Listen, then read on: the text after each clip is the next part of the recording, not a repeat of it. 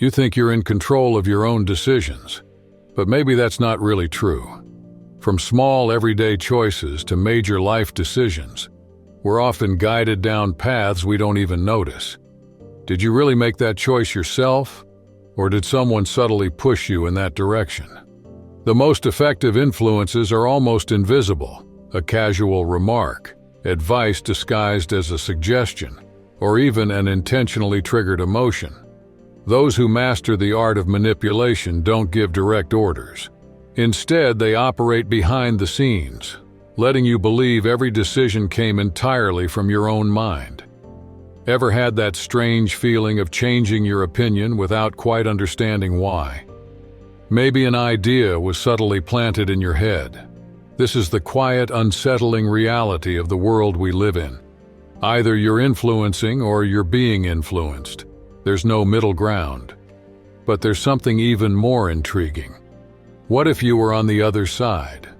What if you could understand and master the mechanisms behind other people's decisions? Instead of reacting to someone else's moves, you'd be in control, guiding every action precisely, without anyone noticing your influence. And that power might be closer than you think. The difference between winners and losers in this game is simpler than it seems. Many people mistakenly believe that having influence means raising their voice, being overly firm, or exerting authority through force. But real power doesn't need to shout or push itself forward. It's quiet and works subtly. Great leaders and strategists know that true influence happens when you guide people without them even noticing. It's not about winning arguments or forcing opinions through pressure. Instead, it's about gently steering others, creating situations where people follow your ideas thinking they're their own. This is the secret that's rarely revealed. Influencing is much closer to a subtle strategic dance than to battles for power. To master this technique, you first need to wisely choose whom to influence. Not everyone responds to the same approach. Your ideal targets are those who are looking for guidance even if they don't openly admit it. These individuals prefer to believe they're acting of their own free will, when deep down, they actually need someone to discreetly guide them. The next step is crucial. Make these people feel like the idea came from them. This eliminates resistance and creates a natural sense of control that's difficult to question.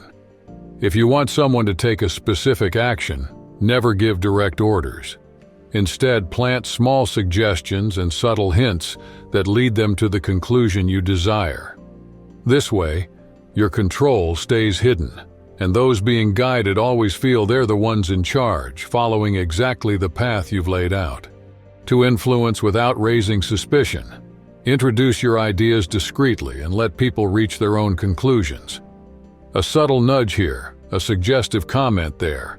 Soon enough, they'll adopt the idea as if it were theirs. Next, break up any opposition alliances. The real threat isn't resistance itself, but its ability to organize. By planting doubts and small disagreements, each group will turn inward, weakening their collective power. Being in control also means managing emotions. Logic supports arguments, but feelings drive actions. Figure out if someone acts out of fear, ambition, insecurity, or pride. Then use that leverage to make them feel the urge to act.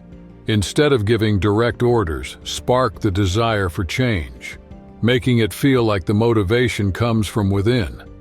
As you practice these strategies, always be aware of the risk of exposure. One mistake can turn allies into enemies and cause your own tactics to backfire. But that's a topic for the next step. The power to lead, not just to give orders, is a double-edged sword. Throughout history, master strategists thought they were unbeatable until they faced someone even better at playing the game. The real question isn't whether you can influence others, it's whether you're ready to handle the cost. Once you cross that line, there's no turning back. Real control isn't about raising your voice, it's about subtlety. The less obvious your power is, the deeper it takes root. The world isn't shaped by those who speak loudly, but by those who silently move the pieces. But that's just the beginning. If you want to master the art of persuasion, you need to look beyond cold arguments. People are moved by feelings, not facts laid out on spreadsheets. Think about major movements throughout history. What united crowds wasn't flawless data. It was the emotional power behind a shared vision. That's why ideas embraced by the heart stay strong, even without detailed explanations. They're beliefs that become part of someone's identity, creating a sense of belonging. Will you follow the invisible strings, or learn to pull them yourself? To truly influence someone, your idea needs to become a part of them. Opinions come and go, but identity sticks. Nobody likes admitting they've been wrong their whole life. When a belief becomes part of who we are, we defend it passionately, not because someone forced us, but because it supports our sense of purpose. In this delicate area, we're not talking about ordinary persuasion. It's more like quietly planting ideas without drawing attention. To pull this off, you need 3 key things: exposure, repetition, and emotional connection. First, gradual exposure. Instead of pushing hard, you slowly introduce your idea indirectly and without pressure. Strange things push people away. Familiar things pull them in. Second, repetition. Repeating the same message in different ways and at different times makes it believable simply through familiarity. The human mind often mistakes repetition for truth. Skilled manipulators never settle for just one attempt. They reshape, repeat, and reinforce until the idea takes hold. Finally, emotional connection. Understanding something logically isn't enough. You need to evoke feelings. Only when an idea touches someone's heart does it settle deeply and permanently into their identity. What drives our choices goes way beyond logic. It's emotion. When an idea taps into intense feelings like fear, desire, pride, or nostalgia, it comes alive and occupies every thought. But there's an even deeper layer. We like to think we're guided by reason, as if we're islands of logic. The truth is, many of our decisions are pre-programmed before we even realize them. From a young age, we're shaped by social messages that mold our desires, experiences that train our reactions, and even biology that pushes us to act in certain ways. Understanding these codes lets you predict behaviors before people even become aware of them. For example, did you know that people form stronger connections with someone who genuinely listens? It's not about what you say. It's about the simple act of listening, which creates a powerful sense of empathy. If your goal is to influence someone, let them talk about themselves, offer validation, and watch your credibility rise.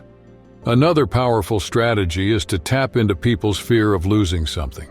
Usually, the anxiety about missing out on something is more urgent than the desire to gain something new. So instead of just highlighting benefits, emphasize what they'll lose if they don't act now. And never underestimate the appeal of exclusivity. Anything that seems limited or available only to a select few has an almost magnetic attraction. Make your audience feel like they're part of a special group with insider knowledge, and you'll see how quickly they become attached to your message. Pay attention. There's a silent opponent, the organized opposition. It's this coalition, united by common goals, that has the strength to topple any leader. Throughout history, rebellions only succeeded when groups stuck together. Fragmented armies rarely win. If you want to keep control, stop this unity before it even begins. First, find their common ground. Then quietly plant disagreements. Spark rivalries among leaders. Question each group's commitment, and sow doubts about their motives. No need for direct attacks. Small sparks of distrust are enough to erode the group's unity from within. Politicians have used this tactic for generations, and governments keep refining it, fueling ideological clashes that distract everyone's attention. While they're busy fighting each other, they fail to notice who's really pulling the strings, securing their grip on power. Have you ever felt the power of steering perceptions? Those techniques, which so far seemed foolproof, have a hidden side effect. The more you learn to manipulate, the blurrier reality becomes. Everyday gestures and simple conversations start to carry an air of suspicion. Once you grasp the tricks that shape people's reactions, you also develop an internal radar that picks up when someone's trying to influence you. Suddenly, the magic fades. What once seemed spontaneous turns into part of a performance. You begin to question every compliment, every gesture of affection. Was it genuine or just the outcome of a trigger you pulled yourself? Here comes the paradox. As you gain control, you realize absolute control is just an illusion. You can sharpen your skills to shape choices and steer behaviors, but there's one thing you'll never fully control: human chaos. We're incapable of sticking to predictable scripts. A sudden emotional spark, an unexpected change of scenery, or a personal revelation can derail even the most carefully laid plans. So it's not just about asking how far your persuasive powers go, but whether you're ready to face what comes next. How much more do you need to achieve before you're satisfied? When doubts creep in, will you recognize the invisible strings pulling at you? History is full of manipulators who thought they'd won the game, only to realize they'd become pawns in their own schemes. So here's your invitation. Do you want to learn how to influence? Or will you stick to the illusion that you've never been manipulated yourself?